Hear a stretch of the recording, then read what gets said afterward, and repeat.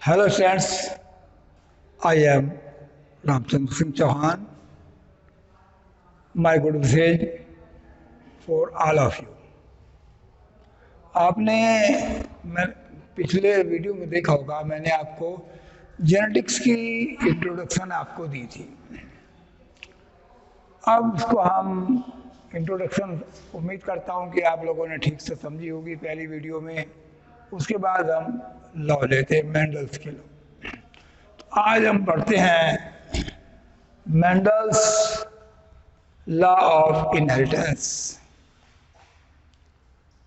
Mendel को आनुवांशिकी का या इसका जेनेटिक्स का जन्मदाता कहा जाता है, फादर ऑफ जेनेटिक्स कहा जाता है मेंडल को।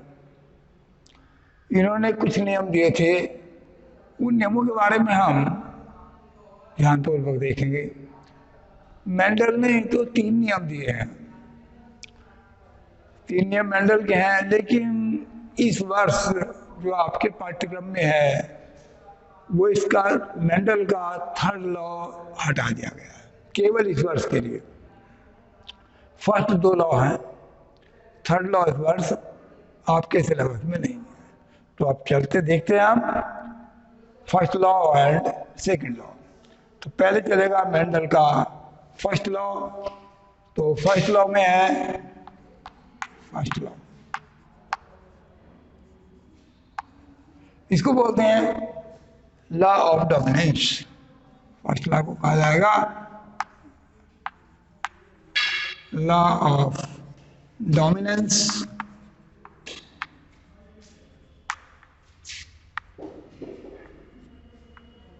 लॉ ऑफ डोमिनेंस यानी कि प्रभाविता का नियम। पहला नियम हमारा ये प्रभाविता का नियम है, लॉ ऑफ डोमिनेंस है। तो इस नियम के अकॉर्डिंग यदि 2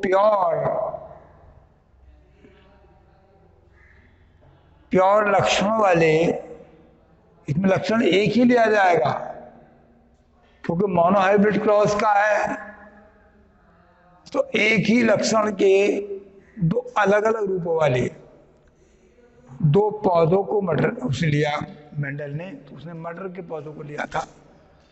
वैसे ये नियम सभी के लिए है। यदि 2 ऑर्गेनिज्म लिए जाए, एक लक्षण के लिए 2 ऑर्गेनिज्म लिए जाएं, लेकिन दोनों क्या हो, होमोजाइगस हों, अपने अपने तुलनात्मक रूपों के लिए क्या होने चाहिए, होमोजाइगस, यानी कि उनके जीन एक जैसे। उनका यदि हम क्रॉस कराते हैं, एक लक्षण के लिए जो उसके तुलनात्मक रूप है, कंपैरेटिव उसका फिनोटाइप है, उसके लिए यदि हम प्योर लेते हैं और उनमें क्रॉस कराते हैं, तो क्रॉस कराने पर जो फर्स्ट जनरेशन होगी उनमें केवल एक ही रूप प्रकट होगा, दूसरा रूप प्रकट नहीं होगा।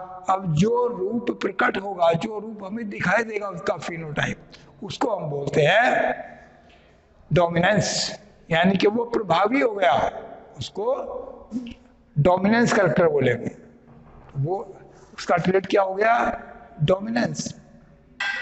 और जो दिखाई नहीं दिया वो रिसेसिव हो गया, यानी कि एक प्रभावी एक अप्रभावी।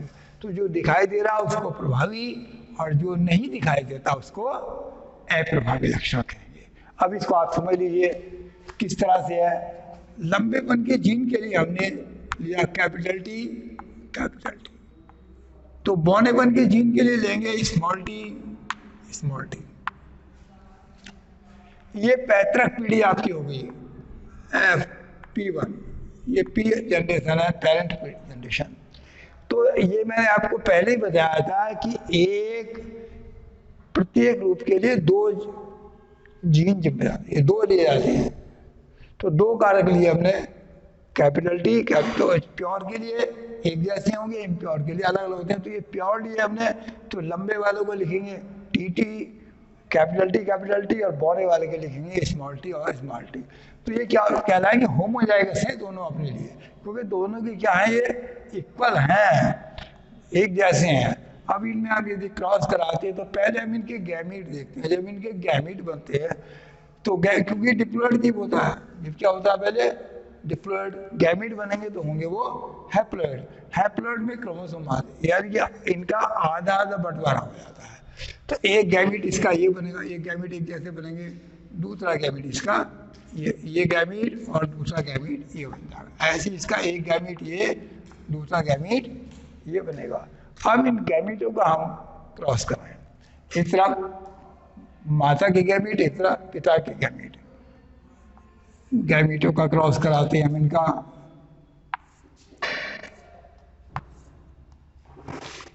देखिए इनका क्रॉस, इधर मदर के लिख लिए, एक तरफ लिख लिया मान लो मदर के लिख लिए, तो दूसरी तरफ लिखते हैं हम फादर के। अभी गैमीट लिखे इसके है टी, मदर के ये लिखे हमने टी टी, तो फादर के लिखेंगे स्मॉल टी स्मॉल टी।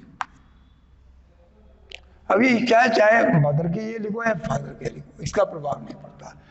दोनों गैमीट हमने लिख लिए, एक को माता के लेकर एक को पिता का।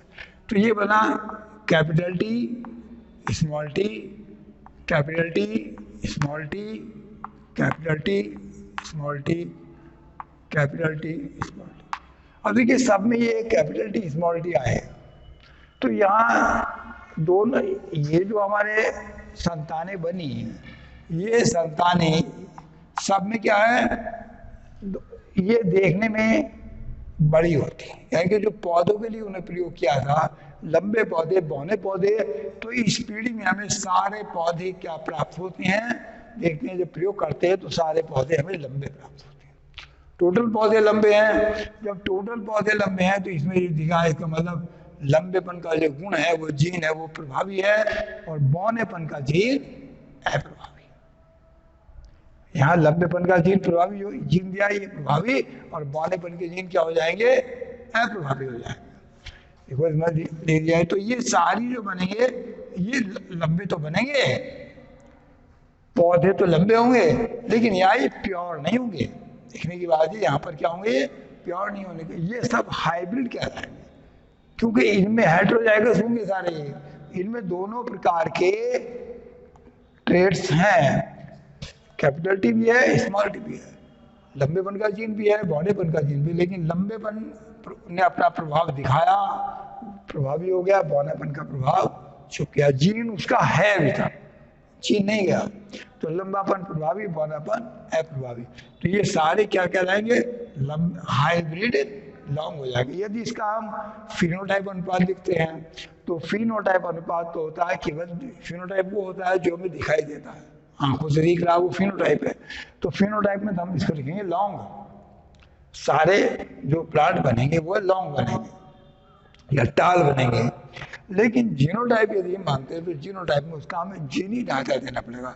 तो ये लॉन्ग तो है, ये टाल तो है सब, लेकिन क्या हाइब्रिड है, प्योर नहीं है। प्योर होते तो जीनी ढांचा इसका या तो ऐसा होता है या ऐसा होता है। ये जीनी ढांचा आया capital T small T, capital T small T, तो इसका मतलब हो गया कि ये सब क्या है, हाइब्रिड है। तो इस तरह ये मेंडल का फर्स्ट लॉ हो जाता है। पता चला मेंडल के फर्स्ट लॉ का, मेंडल का फर्स्ट लॉ जो है लॉ ऑफ डोमिनेंस। अब देखते हैं मेंडल का सेकंड रूल। तो मेंडल के सेकंड रूल को देखिए आप,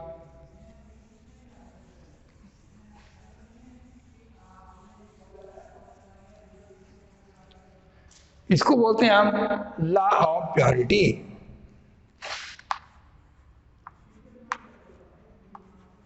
law of purity,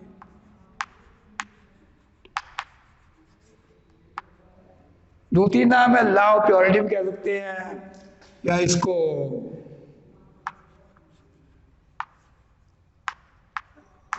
law of segregation भी कह सकते हैं। सेग्रीगेशन,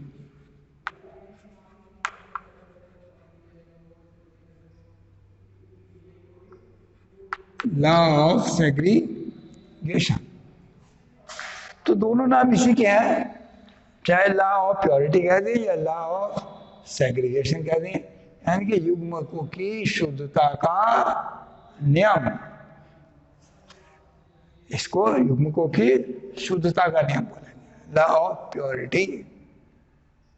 या फिर विसंयोजन का नियम, सेग्रीगेशन, पृथक्करण का नियम भी इसी को कह देंगे। ये पृथक्करण का नियम, प्योरिटी का नियम, या गैमीटों की शुद्धता का नियम, हिंदी में बोलेंगे। अब इसमें देखते हैं, इसमें है कि कभी भी कोई भी जीन साथ साथ यदि जीन रहते हैं, यदि दो रूपों के जीन एक साथ होते हैं तो वे क्या होते हैं, दोनों रूपों के जीन स्वतंत्र होते हैं एक दूसरे से।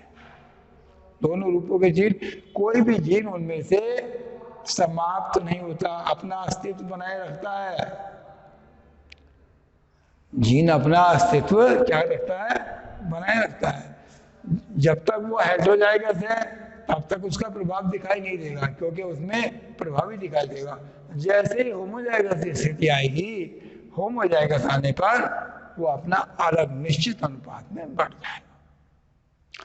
तो प्योरिटी यह है कि जो लक्षण है वो समाप्त नहीं होते, बल्कि क्या हो जाते हैं, छुप जाते हैं।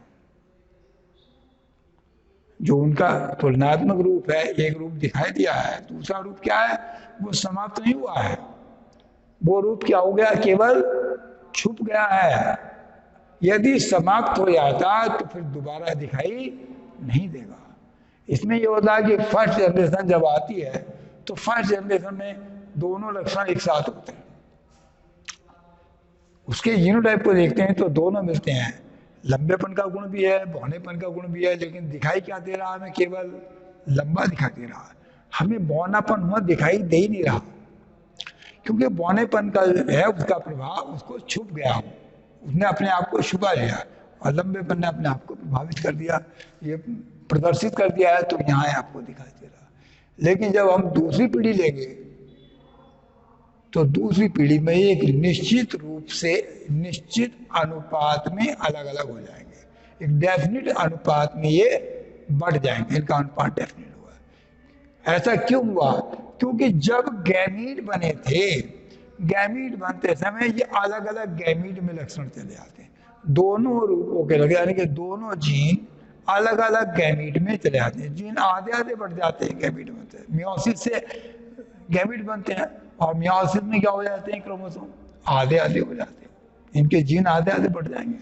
जब आधे आधे बढ़ जाएंगे तो आधे जीन एक गैमीट में, आधे जीन दूसरे गैमीट में, तो जो भी है वो अलग अलग बढ़ जाएंगे। जैसे फर्स्ट नियम के अनुसार था उसी को आप सेकंड नियम में बदलेंगे। जैसे कैपिटल टी था, स्मॉल टी था, तो जब इनके गैमीट बने थे तो ये क्या हो गया था, ये गैमीट में ये अलग हो गया था, ये गैमीट अलग, एक गैमीट में ये वाला लक्षण गया, एक गैमीट में ये वाला रूप गया, एक गैमीट में ये गया, ऐसे इसका एक गैमीट में ये गया, एक गैमीट में ये गया। नष्ट नहीं हुए, बल्कि क्या हुए हैं, अलग अलग गैमीट में चले गए, इसलिए तो हेटेरोजाइगस बना था। तो जब ये हेटेरोजाइगस होते हैं तो उस समय समाप्त नहीं हुए हैं, हेटेरोजाइगस में ये दोनों हैं, ये भी है और ये भी है, दोनों समाप्त कोई सा नहीं हुआ।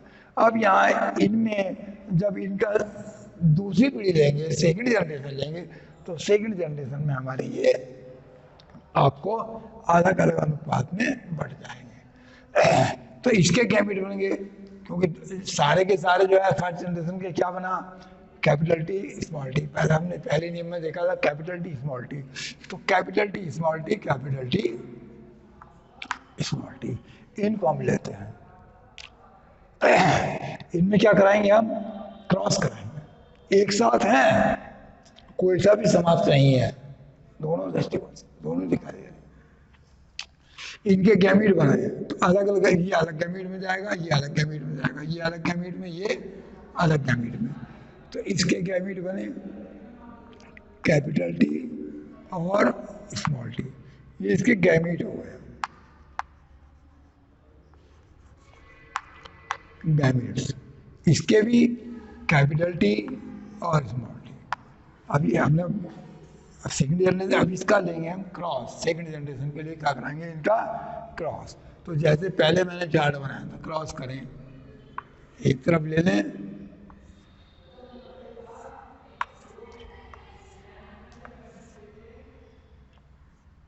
ये लिया हमने कैपिटल टी और small T. Capital T small T ऐसे ही इधर लें, क्योंकि एक इधर माता ले लें, उधर पिता ले लेंगे, या इधर पिता लें उधर माता ले लेंगे। कैपिटल टी और स्मॉल, हमने दोनों लिए कैपिटल टी स्मॉल टी। अब हम इनमें क्रॉस, इनका क्रॉस करते हैं, तो इनका क्रॉस करेंगे। देखो इस खाने के लिए इधर से ये आएगा, इधर से ये आएगा। कैपिटल टी इधर से भी आया, इधर से भी कैपिटल टी आया। इसमें इस खाने के लिए इधर से कैपिटल टी, इधर से स्मॉल टी। इसके लिए इधर से कैपिटल टी, इधर से स्मॉल टी, और इस खाने के लिए इधर से भी स्मॉल टी, इधर से भी स्मॉल टी, ये आ जाएगा।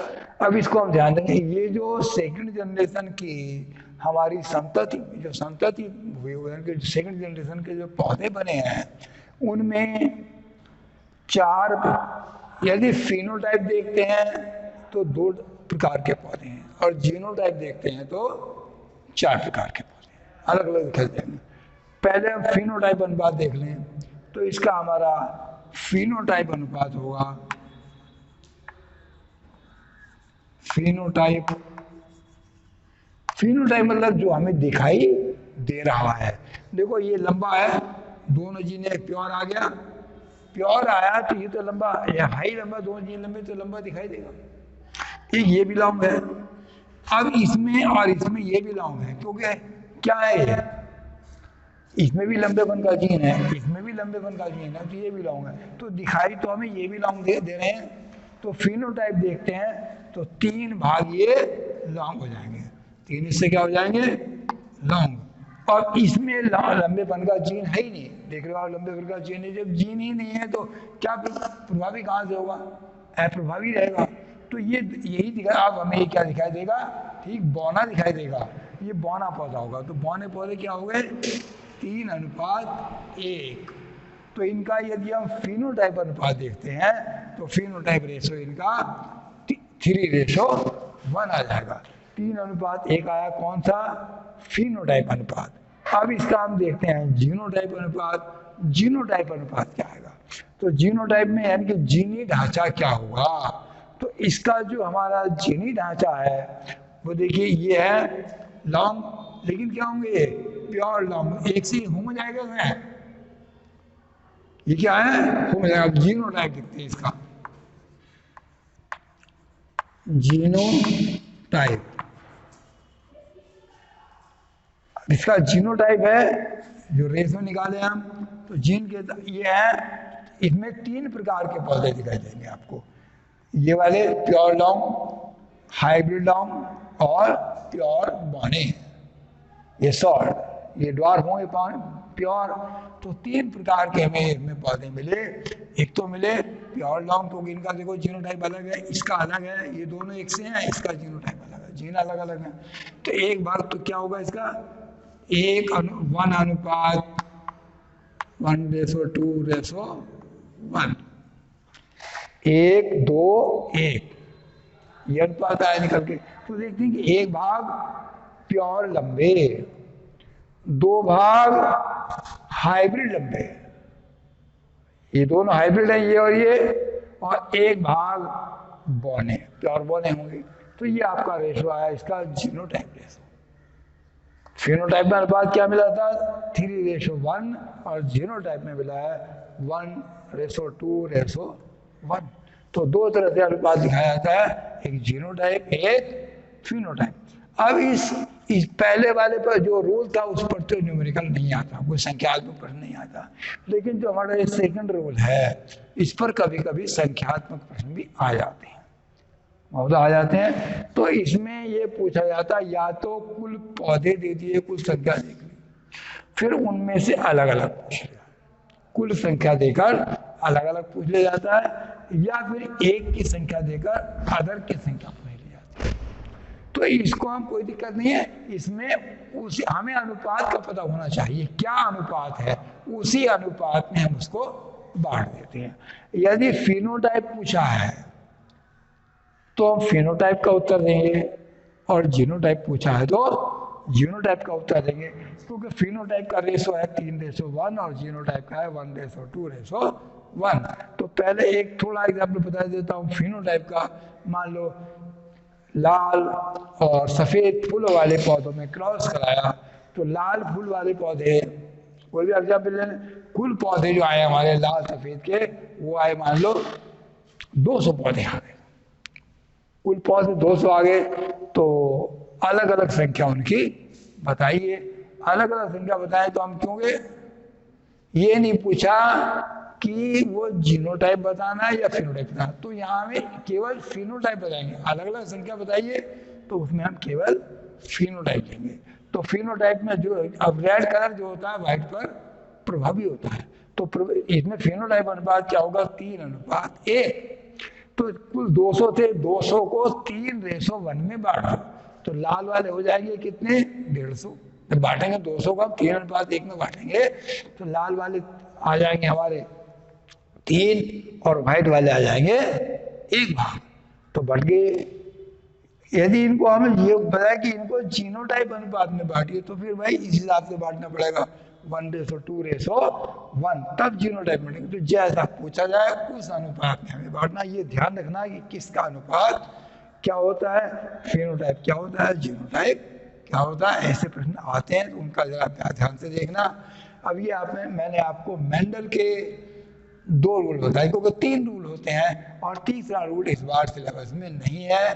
2 ही रूल आपके मेंडल के हैं, तो इसलिए दोनों रूपों का आपका ये अच्छी तरह से हो गया। अब इसके बाद मैं मेंडल के नियमों से थोड़ा हटके बताऊंगा, वो नेक्स्ट वीडियो में होगा।